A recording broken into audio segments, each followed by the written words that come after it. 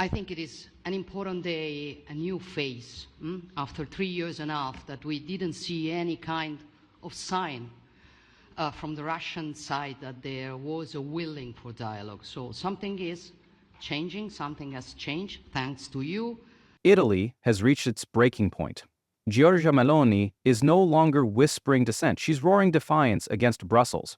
What began as quiet tension has erupted into a full-scale revolt, sending shockwaves through the very core of the European Union. Ursula von der Leyen's grip is slipping, and the cracks are no longer hidden. Ursula von der Leyen, the current president of the European Commission, has been one of the most visible political figures in Europe over the past few years. She has played a central role in navigating the European Union through the COVID-19 pandemic, responding to the war in Ukraine, and dealing with ongoing challenges such as climate change, digital transformation, and migration. Despite her prominence on the international stage, her leadership inside Europe has come under growing strain.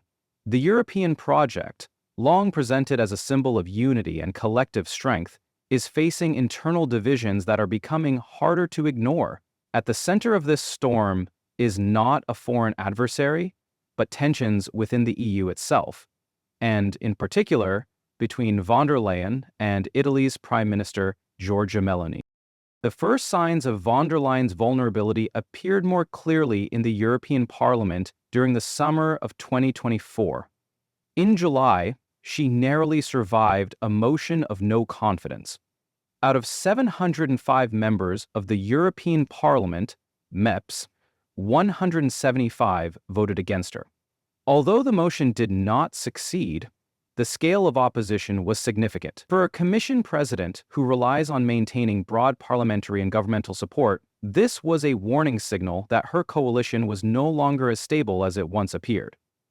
Even more telling was the fact that the dissent was not confined to her opponents. Analysts noted that enthusiasm for her leadership had also cooled among groups that traditionally backed her. The atmosphere was one of hesitation and mistrust rather than clear confidence. Von der Leyen's presidency has often been described as pragmatic, focused on policy solutions, and grounded in the idea that the EU must act collectively to remain relevant in a world shaped by major powers like the United States and China.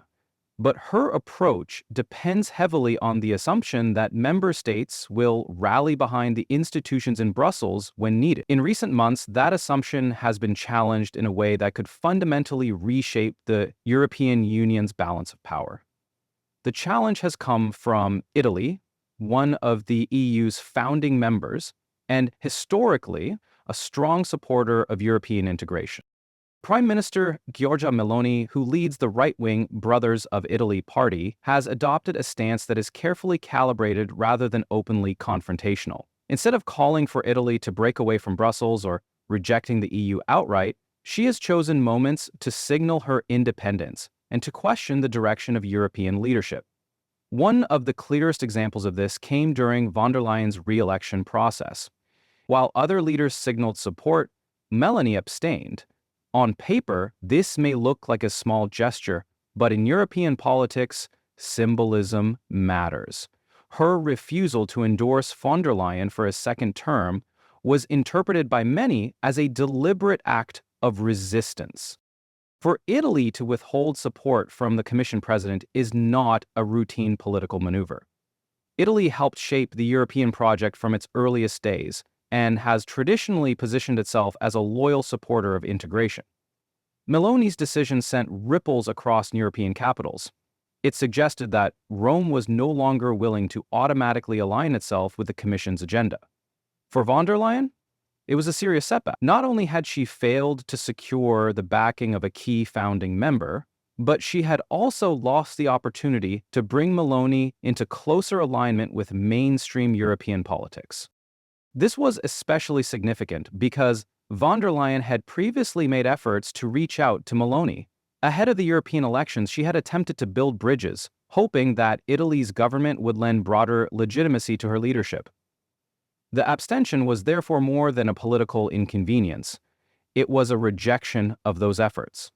Commentators described it as a turning point, with one European official noting that when a country like Italy distances itself from EU leadership, the consequences are felt across the entire Union.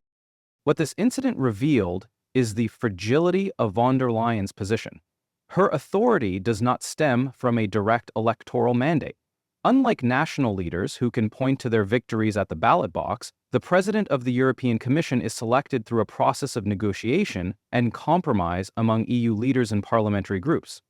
Von der Leyen herself became president in 2019 only after more prominent candidates failed to secure the necessary support. This has left her more dependent on maintaining goodwill among governments and lawmakers. When a major player like Italy signals discontent, it chips away at the already delicate foundation of her authority.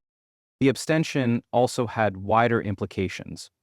Italy's move encouraged debates in other parts of Europe about the legitimacy of Brussels' leadership. If a founding member questions whether to endorse the Commission president, it becomes easier for others to voice similar doubts. This is not just about personalities or rivalries between leaders. It touches on the deeper question of how much authority EU institutions should have over member states, and whether the balance of power has shifted too far away from national governments. While von der Leyen continues to present herself as a unifying figure capable of leading Europe through crises, her weakened support inside the EU raises doubts about how much influence she can exert in the months ahead. Surviving a no-confidence vote and continuing in office does not erase the political damage of nearly 200 parliamentarians voting against her. It signals a coalition that is fragile and potentially unstable. At the same time, Meloni's calculated distancing has positioned her as an increasingly influential figure in European politics. By abstaining instead of voting outright against von der Leyen, she managed to make her point without breaking ties completely. This strategy allows her to maintain credibility in Brussels while also appealing to domestic audiences in Italy, where skepticism of EU institutions has grown in recent years. It is a balancing act that enhances her leverage both at home and on the European stage. For von der Leyen, the danger lies in the precedent this sets. If more leaders decide that they can withhold or limit support without facing serious consequences, the authority of the Commission could be undermined. European integration has always relied on a combination of elite consensus and public acceptance. When either of these weakens, the entire system is put under strain. In this case, cracks are emerging in both areas. Lawmakers and national leaders are questioning her leadership, and ordinary citizens across different countries are increasingly skeptical of the EU's role in their daily lives. The summer of 2024 marked a moment when these issues came into sharper focus. The Commission president, who once appeared secure in her position, is now navigating an environment where her legitimacy is openly questioned, her support base is fractured, and her relationship with one of Europe's most important member states is strained. Whether this will develop into a full-blown crisis for the EU is still uncertain. What is clear is that von der Leyen's presidency no longer looks as strong as it once did, and the dynamics between Brussels and Rome may determine much of Europe's political trajectory in the years ahead. One of the clearest examples of this strategy came with the EU's proposed Green Claims Directive. The legislation was designed to tackle the growing problem of corporate greenwashing by setting strict standards for how companies could market their environmental credentials. The proposal was widely seen in Brussels as a step toward greater accountability and a cornerstone of the EU's climate agenda. After months of negotiation, many expected the directive to pass smoothly. Yet Italy suddenly shifted its position, withholding support in a way that effectively blocked the proposal. The timing of this reversal attracted widespread attention. Just days before Italy made its move, Ursula von der Leyen had visited Rome. This led to speculation about whether the Italian government had used the moment to extract concessions, or whether the shift was meant as a signal of resistance against Commission pressure. While no formal link was ever established, the perception that backroom deals or political pressure may have played a role may added to the controversy. What was clear was that Meloni had chosen her moment carefully. By undermining one of Brussels' flagship initiatives, she demonstrated Italy's ability to shape outcomes at the European level without launching a frontal assault on the EU itself. Her challenge to Brussels goes far beyond a single piece of legislation. It is rooted in a broader disagreement about how climate policy should be designed and implemented. Meloni has argued repeatedly that the EU's environmental ambitions, while well-intentioned, come at too high an economic cost for countries like Italy. Her government has warned that new EU climate rules could devastate key sectors of Italian industry, from automotive manufacturing to steel production and ceramics. In her view, policies crafted in Brussels often fail to account for the real impact on national economies and the people whose jobs depend on them. This line of argument resonates with many Italians who feel that the EU's climate goals are set in a way that ignores their daily realities. The prospect of job losses, higher energy costs, and declining competitiveness is a powerful political tool, and Meloni has used it to frame her resistance not as a rejection of climate action itself, but as a defense of Italian workers and industry. By doing so, she positions herself as a leader, protecting her country's interests against decisions made in distant institutions. Her government's approach has been consistent. Italy has either blocked or delayed several EU climate and energy initiatives, citing the risks to domestic employment and economic stability. This pattern of selective obstruction has gradually weakened Brussels' ability to push through its environmental agenda at the pace originally envisioned. The broader message is clear.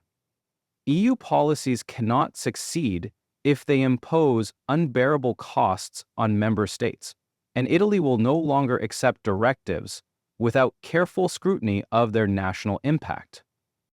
Beyond climate policy, Meloni has also made migration a central issue in her relationship with Brussels. Italy's geographical position in the Mediterranean makes it one of the main entry points for migrants and asylum seekers arriving from North Africa and the Middle East. The small island of Lampedusa, in particular, has become symbolic of the crisis. Reception facilities designed for just a few hundred people have often housed thousands, creating recurring humanitarian emergencies. The scale of arrivals has put enormous pressure on Italy. Since mid-2023, more than 120,000 migrants have landed on Italian shores, with tens of thousands arriving in 2024 alone.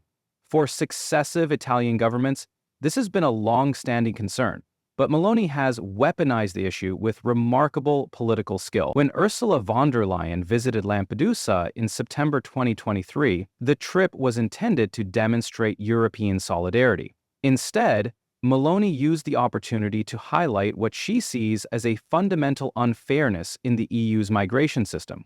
She argued that Italy should not be left to handle this challenge alone, reminding Brussels that its borders are also Europe's. Her position is straightforward. If the EU wants to dictate migration policy, then it must also share responsibility for managing the consequences. She has repeatedly demanded an overhaul of EU rules, insisting that Mediterranean countries are carrying a disproportionate burden, while northern states remain relatively unaffected. This message has struck a chord not only in Italy, but also in other southern member states facing similar pressures. For von der Leyen, the migration issue has become particularly difficult. On one hand, she cannot dismiss Italy's concerns without appearing indifferent to the real challenges it faces. On the other hand, any attempt to significantly change EU migration policy risks alienating other member states that oppose redistribution of migrants or deeper common responsibility. Meloni has effectively trapped the Commission president in a dilemma, with no easy solution. What has made Meloni's challenge more effective is the weakness of the traditional power centers in Europe. For decades, the Franco-German partnership has been the driving force of European integration. But in recent years, both Paris and Berlin have faced political instability. Germany's coalition government collapsed in late 2024, throwing the country into political uncertainty ahead of new elections. France, meanwhile, has struggled with a weakened presidency under Emmanuel Macron, who has faced difficulties maintaining parliamentary support. This vacuum of leadership has given Italy more room to maneuver. With Germany preoccupied by its domestic crisis and France losing credibility, there has been no strong counterweight to Italy's growing influence. For the EU as a whole, This has resulted in greater paralysis. Member states increasingly pursue their own national interests rather than rallying behind common policies. By stepping into this space, Meloni has not only amplified Italy's voice, but also reshaped the balance of power in Europe. Her strategy of calculated resistance has exposed how dependent the EU is on the cooperation of its member states. When a founding member chooses to push back, the system has little ability to enforce compliance beyond political pressure. This is what makes her approach so striking. She has not declared open defiance, nor has she called for Italy to exit the EU. Instead, she has shown that by picking strategic battles on climate, on migration, and on symbolic votes of confidence, she can tilt the European agenda in ways that favor Italy's priorities. It is a slower, more subtle form of resistance, but it may prove more effective than outright confrontation. For von der Leyen, the problem is not just that Italy has opposed certain initiatives, it is that Meloni's actions undermine the broader narrative of European unity. Every time a major directive is blocked, every time a founding member abstains on a key vote, and every time migration burdens remain unresolved, the image of Brussels as a cohesive authority weakens. The longer this continues, the more other leaders may feel emboldened to follow a similar path. The months since the confidence vote have therefore marked a turning point. Italy is no longer content to simply follow the lead of Brussels, and its actions are reshaping the debate about what kind of European Union member states want. For some, Meloni's stance reflects a needed correction, a reminder that integration cannot come at the cost of national sovereignty and economic stability. For others, it represents a dangerous step toward fragmentation that risks paralyzing the EU at a time when global challenges require cooperation. One of the central problems is von der Leyen's own mandate. Unlike national leaders who win power through elections, the president of the European Commission is not directly chosen by voters. Von der Leyen's appointment in 2019 was the result of lengthy negotiations after the Spitzenkandidaten process, in which lead candidates were supposed to compete for the role, broke down. She was ultimately selected as a compromise rather than as the first choice of either voters or parliamentarians. This meant that from the beginning, her authority rested on political agreements rather than democratic endorsement. This lack of a direct mandate has become a recurring theme throughout her presidency. Whenever she faces opposition from national governments, she cannot point to popular legitimacy as her shield.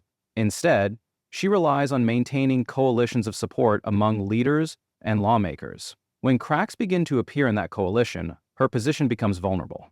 For critics, this demonstrates a wider problem with EU governance, the gap between citizens and the decisions made in Brussels, and the position even within the government, are the problem sets. The challenge to von der Leyen's credibility has also been heightened by controversy. The so-called Pfizer text message scandal has left a lingering cloud over her leadership. The case revolves around missing messages exchanged during negotiations over a massive vaccine contract worth tens of billions of euros. Questions have been raised about transparency and accountability, and European prosecutors have kept the matter under investigation. While no formal wrongdoing has been proven, the episode has fueled suspicion and given ammunition to those who already see Brussels as unaccountable. When a leader faces both questions of legitimacy and unresolved ethical controversies, their ability to hold authority weakens considerably. For Meloni and other leaders critical of Brussels, this combination creates an opportunity. They can frame themselves as representatives of national electorates standing up to a commission president who lacks a democratic mandate. This contrast resonates strongly with voters who already feel that European institutions are too distant from their lives. The European Parliament's confidence vote in 2024 was a reminder of this vulnerability. Although von der Leyen survived, the fact that 175 MEPs voted against her was a serious blow. The opposition included figures from groups that had previously supported her. The result showed that her base of support is no longer reliable. Even if she remains in office, the perception of weakness matters. A president who is seen as vulnerable has less power to push through ambitious policies or negotiate effectively with national leaders. The ripple effect of Meloni's challenge is also visible beyond Italy. Other governments across Central and Eastern Europe, long at odds with Brussels over issues like the rule of law, are watching closely. If Italy, a founding member with strong European credentials, can resist Brussels without facing major consequences, then why should smaller or newer member states feel bound to comply with EU pressure? This shift in perception could embolden governments in countries such as Hungary and Poland, where tensions with EU institutions have simmered for years. Public opinion adds another layer of complexity. Polls across several member states show declining confidence in EU institutions. In Southern Europe, where economic difficulties have often been blamed on EU-imposed austerity or regulations, skepticism is growing. In Central Europe, resentment over what is seen as interference in domestic affairs has also taken root. Even in countries traditionally supportive of integration, such as Germany and France, citizens are asking more questions about whether Brussels has taken on too much power. These attitudes reveal what some analysts call a democratic deficit. Citizens can vote for their national parliaments and governments, but they have little direct influence over the European Commission or other EU institutions. When policies emerge that affect jobs, industries, and migration flows, people often feel they have no say. Leaders like Meloni have capitalized on this gap. By presenting themselves as defenders of national sovereignty, they gain legitimacy that Brussels struggles to match. Von der Leyen's response has tended to focus on technocratic arguments. She stresses the necessity of European unity in the face of global competition, from Russia's aggression in Ukraine to China's economic power and the shifting priorities of the United States. These arguments carry weight in international discussions, but they do little to address citizens' sense of disconnection. People do not only want efficient governance, they want governance that feels accountable to them. This tension between technocracy and democracy is at the heart of the current European debate. For decades, the EU has been built on the idea that integration and expertise could solve problems more effectively than fragmented national efforts. But as integration has deepened, the distance between decision-makers and ordinary citizens has widened. The result is a fragile political environment where leaders who question Brussels can gain ground quickly. The broader stakes are significant. Europe faces multiple external challenges that require cooperation. The war in Ukraine has demanded joint sanctions, military support, and humanitarian aid. The global economy is becoming more competitive, with the United States and China setting ambitious industrial policies that risk leaving Europe behind. Climate change, energy security, and migration are all issues that no single country can solve alone. Yet the EU's ability to respond collectively is weakened if member states increasingly resist central authority. The return of Donald Trump to the White House in 2025 has added another layer of urgency. His approach to transatlantic relations is likely to be more transactional, with less emphasis on traditional security guarantees. For Europe, this means greater responsibility for its own defense and economic resilience. In theory, this should push member states closer together. In practice, the divisions inside the EU risk making coordination more difficult. Meloni's success in resisting Brussels without exiting the system provides a model that others may follow. If more governments adopt similar strategies, the EU could face a cascade of challenges. Instead of a collective body moving in one direction, it would become a forum where national interests dominate and common policies stall. For some observers, this could mean a slower, more flexible EU. For others, it represents the start of fragmentation that could eventually unravel decades of integration. The choice facing the EU is not just about specific policies like climate targets or migration quotas. It is about whether the institutions at its core can maintain legitimacy in the eyes of both governments and citizens. Without that legitimacy, enforcement becomes nearly impossible. Unlike a nation-state, the EU cannot rely on coercive power to impose compliance. Its strength comes from the willingness of members to cooperate. When that willingness fades, the system itself is at risk. Von der Leyen's weakened position illustrates this vulnerability. She remains at the head of the Commission, but her capacity to lead decisively is diminished. Every compromise she makes to keep support risks alienating other partners. Every attempt to assert authority risks triggering further resistance. This delicate balancing act satisfies no one and leaves the EU struggling to act with coherence. The confrontation between Rome and Brussels is therefore about more than personal rivalries. It is a test of the European Union's future. Can the EU reform itself to address democratic concerns, strengthen accountability, and balance national sovereignty with collective action? Or will it continue to rely on technocratic justifications that fail to convince skeptical publics? The answers to these questions will shape the trajectory of Europe for years to come. If leaders like Meloni continue to gain influence, the EU may evolve into a looser union where national interests take precedence.